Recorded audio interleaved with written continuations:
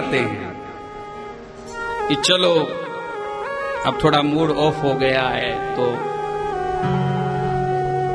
जाकर आते हैं, भारत में घूम कर आते हैं, राम बनकर कृष्ण बनकर आ जाते हैं। क्यों अवतार लेते हैं? भगवान का अवतार क्यों होता है?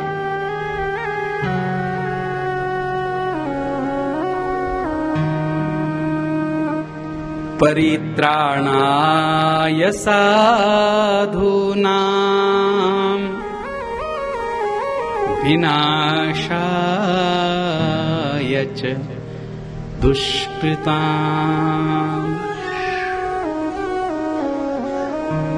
परित्राणाय साधूनां, भगवान का अवतार होता है साधुओं का दुख दूर करने के लिए। साधु का क्या दुख है? साधु को तो एक ही दुख है, भगवान हमें दर्शन कब देंगे, और कोई दुख नहीं।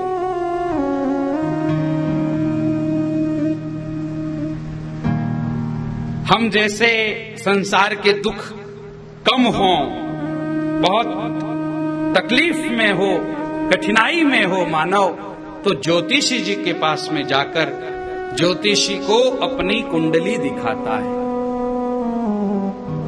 कि महाराज बताओ भाग्योदय कब हो रहा है, लक्ष्मी मिलने का योग कब हो रहा है, धन योग कब बन रहा है। हम जैसे कुंडली दिखाते हैं वैसे मीराबाई भी कुंडली दिखाने के लिए जाती है,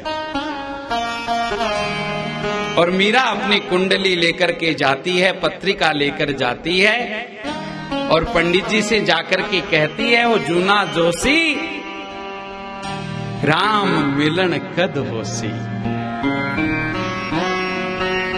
अब हमारी कुंडली में भगवान से मिलने का कोई योग बन रहा है? भगवान से मिलने का योग कब बन रहा है? कृपा करके आप बताएं।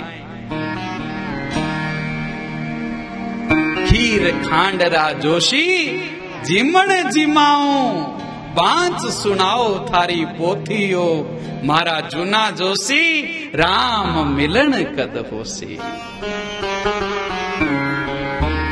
आपके पंचांग में कहीं लिखा है कि मीरा को ठाकुर मिलेंगे? कब मिलेंगे? ये आस, भगवान से मिलने की आस जो संतों की होती है, उस आस को पूरा करने के लिए भगवान को आना पड़ता है। दूसरा कोई आया तो काम बनेगा नहीं। रावण को मारने के लिए भगवान को आने की आवश्यकता नहीं है। कोरोना का जिस प्रकार से भेजा है अब, वैसे उस समय में भी भगवान भेज सकते थे। सारे लंका वालों को कोरोना हो जाता,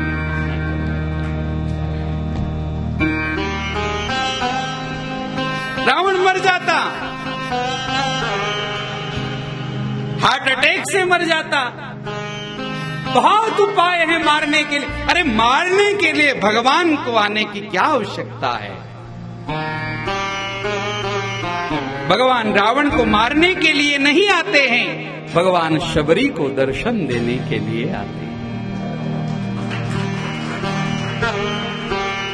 मतंग ऋषि ने कहा है, बेटी तुम्हारे द्वार पर ठाकुर आएंगे, और बस गुरु के वचनों पर विश्वास करके वह शबरी एक एक पल भगवान की प्रतीक्षा करती। गुरुजी ने नहीं कहा कि कौन से मार्ग से आएंगे, पूरा जंगल साफ करती है।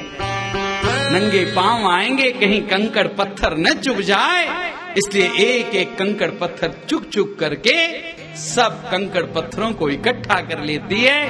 भगवान के लिए मार्ग बिल्कुल सुंदर और स्वच्छ बना देती है। मेरे ठाकुर आएंगे, भोग लगाएंगे, और भोग के समय उनको कोई बेर खट्टा मौका न मिल जाए, इसलिए चख कर देख कर रखती है। प्रतिदिन का उसका नियम है, रोज का उसका नियम है। और जिस दिन से ठाकुर आए हैं वह सबरी का अंतिम दिन था।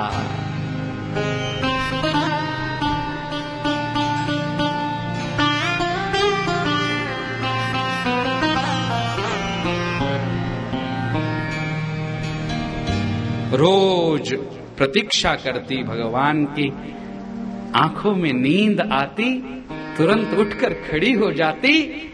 अरे कहीं ठाकुर आ गए तो मुझे सोई हुई को उठाएंगे नहीं, मुझे देख करके चले जाएंगे।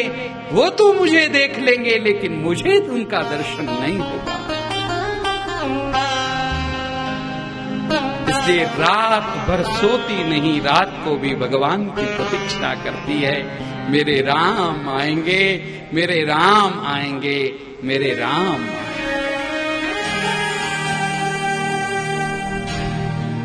ऐसे जो भगवान के भक्त हैं, जो केवल और केवल राम मिलने से ही संतुष्ट हो सकते हैं, उनके लिए भगवान को ऊपर से नीचे उतर कर आना पड़ता है। किसी अन्य को भेजने से काम नहीं चलेगा। रावण को मारने के लिए तो हनुमान जी भी काफी हैं। अकेले श्री हनुमान रावण का काम तमाम कर सकते हैं, लेकिन राम जी के दर्शन के बिना शबरी की आस पूरी नहीं होगी।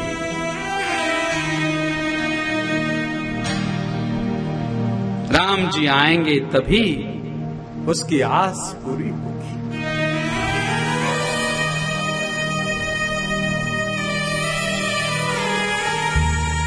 परित्राणाय साधूनाम, भगवान क्यों आते हैं? सबरी जैसे साधुओं का परित्राण करने के लिए। देखो ये भगवत भक्ति जो है, ये भगवान को ऊपर से नीचे ले आती है। ज्ञानी तो अपने तप के बल पर, ज्ञान के बल पर भगवान के पास पहुंच जाता है।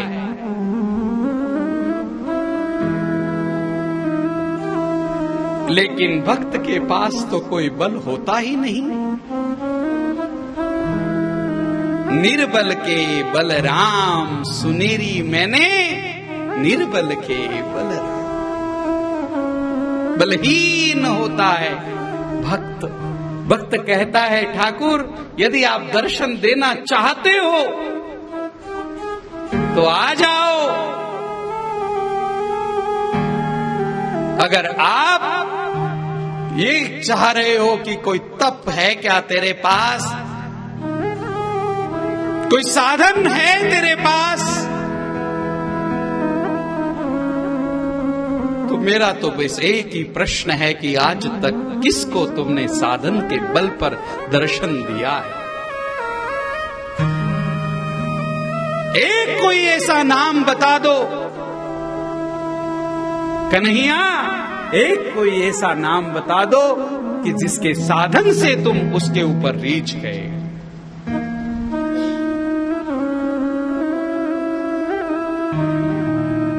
कितनों को तुमने साधन से तारा है? हम निर्बल हैं श्याम, हम निर्बल हैं। हमारे पास केवल आपका बल है। आप आओगे तो हम बलवान बनेंगे।